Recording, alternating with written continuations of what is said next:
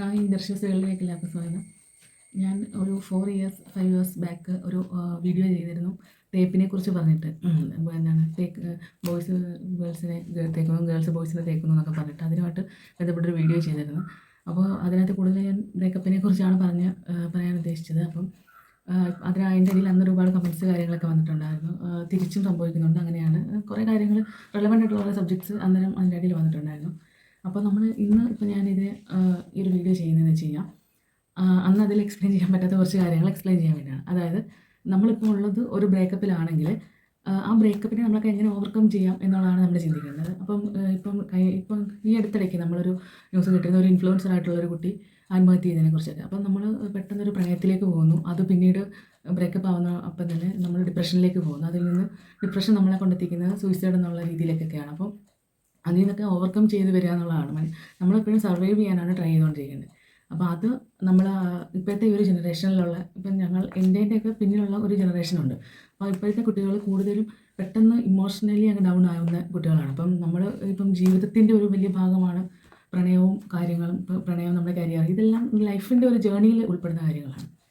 അപ്പോൾ ഈ ഒരു ജേണിയിൽ നമ്മൾ ഇത്തരത്തിലുള്ള പല കാര്യങ്ങളും നമ്മൾ ഫേസ് ചെയ്യേണ്ടി വരും. അപ്പോഴൊക്കെ നമ്മൾ ഇങ്ങനത്തെ ഡിസിഷൻസിലേക്ക് പോകാനോ അങ്ങനെയൊന്നും ചിന്തിക്കാനേ പാടില്ല. നമ്മൾ അതിനെ എങ്ങനെ ഓവർകം ചെയ്യുക, എത്ര ഈസി ആയിട്ട് നമുക്ക് ഓവർകം ചെയ്യാൻ പറ്റുന്നൊരു കാര്യമാണ് ഈ ഒരു ബ്രേക്കപ്പ് എന്ന് പറയുന്നത്.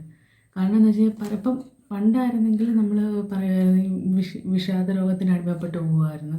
ഇത്രത്തോളം ബോൾഡായിട്ടുള്ളൊരു സൊസൈറ്റിയിൽ ജീവിക്കുന്ന സാഹചര്യത്തിൽ പെൺകുട്ടികളെന്നല്ല ബോയ്സ് ആണെങ്കിലും കുറച്ചും കൂടി ബോൾഡായിട്ട് ചിന്തിക്കണം. നമ്മൾ പെട്ടെന്നുള്ള സഡനായിട്ടുള്ളൊരു ഇമോഷൻ്റെ പുറത്ത് ഒരിക്കലും അങ്ങനെ ഒരു ഡിസിഷൻ എടുക്കരുത്. കാരണം നിങ്ങൾ കടൽ പോലെ ലൈഫ് കിടക്കുകയാണ്. ആ ലൈഫ് നിങ്ങളിപ്പം സ്റ്റോപ്പ് ചെയ്യാമെന്ന് വിചാരിക്കുന്ന ആ ജീവിതത്തിൽ നിന്ന് ഒരു പടി ഒന്ന് മുമ്പിലേക്ക് പോയി നോക്കൂ. നിങ്ങൾക്ക് ഒരുപാട് പടികൾ കയറി പോകാൻ കഴിയും. അപ്പോൾ നമ്മൾ ഇത്തരം ഒരു ബ്രേക്കപ്പ് എന്ന് പറയുന്നത് ഒരു വലയാണ്. അതിൽ നിങ്ങൾ പോയി അതിലങ്ങ് അടിഞ്ഞു തീരില്ല. നിങ്ങൾക്ക് ഇപ്പം നമ്മുടെ ലൈഫിലേക്ക് ഒരാൾ വരുന്നതും ആ ലൈഫിൽ നിന്ന് ആ ആൾ പോകുന്നതൊന്നും നമ്മളതിനെ ഒരു വലിയ സീരിയസ് ആയിട്ടെടുക്കരുത്.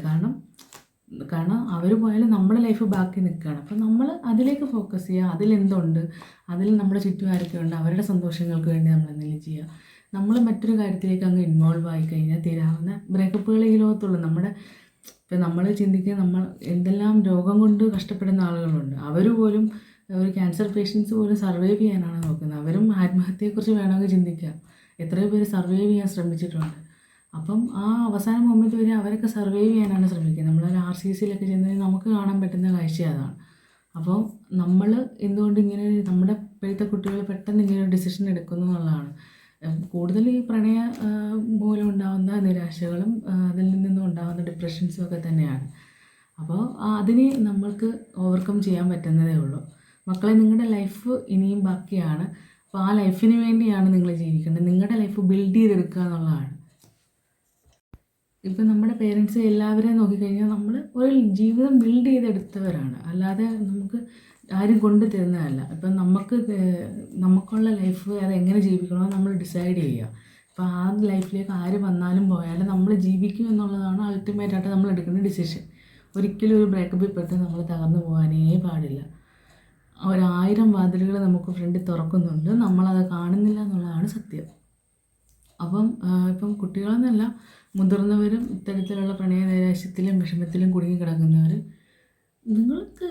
നിങ്ങൾക്ക് ഉണർന്ന് പ്രവർത്തിക്കേണ്ട സമയമായി എന്നുള്ളതാണ് സത്യം.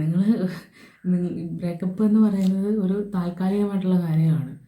അത് നമ്മൾ ഒരു പ്രണയം വേണം, അത് ലൈഫ് ലോങ് നമ്മുടെ മനസ്സിൽ സൂക്ഷിക്കുന്നത് തന്നെയാണ് ഏറ്റവും വലിയ സൗന്ദര്യം ആ പ്രണയത്തിൻ്റെ. ചിലപ്പോൾ ജീവിച്ചാൽ അത്രത്തോളം സൗന്ദര്യം അതിനെ കാണണമെന്നില്ല.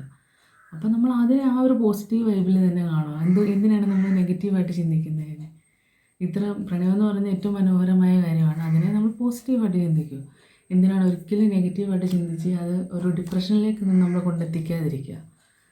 ബ്രേക്കപ്പ് ഒന്നും നമ്മുടെ ലൈഫിൽ അയാളുമായിട്ട് സെറ്റാവാത്ത ഒരാൾ പോകുന്നതല്ലേ നല്ലത്. രണ്ടുപേരും തമ്മിൽ ഒരിക്കലും ചേരാതെ ജീവിക്കുന്നതിനെക്കാട്ടിൽ അതൊരു പാർട്ട് ഓഫ് ലൈഫ്, അത്രയേ ഉള്ളൂ. അത് കഴിഞ്ഞ് ലൈഫ് ജേർണി നിങ്ങൾക്ക് കിടക്കുകയാണ്. നിങ്ങൾക്ക് ഒരുപാട് പേരെ കാണാനുണ്ട്, ഒരുപാട് പേരെ നിങ്ങൾ മീറ്റ് ചെയ്യാണ്ടി വരും ഇനി. അപ്പോൾ ആ ജേർണി നിങ്ങൾ എൻജോയ് ചെയ്യാൻ ശ്രമിക്കുക. നമ്മൾ എന്ത് ഇല്ലയെന്ന് ചിന്തിച്ചിട്ട് കാര്യമില്ല. നമുക്ക് എന്തുണ്ട്, നമുക്ക് കറണ്ടായിട്ട് എങ്ങനെ സന്തോഷിക്കാം എന്നുള്ളതാണ് നമ്മൾ ചിന്തിക്കേണ്ടത്. അപ്പോൾ ഇതൊക്കെ പറയാൻ വേണ്ടിയാണ് വന്നത്. ഞാൻ ഇനി ഒരുപാട് ഇതുമായി ബന്ധപ്പെട്ട വീഡിയോസൊക്കെ ചെയ്യാം. അപ്പോൾ എൻ്റെ വീഡിയോസൊക്കെ ഇഷ്ടപ്പെടുവാണെങ്കിൽ എല്ലാവരും ലൈക്ക് ചെയ്യുക. എന്തെങ്കിലുമൊക്കെ അഭിപ്രായങ്ങളുണ്ടെങ്കിൽ കമൻറ്റ് ചെയ്യുക. അപ്പോൾ ഓക്കെ, മറ്റൊരു വീഡിയോ ആയി പിന്നെ കാണാം. Thank you.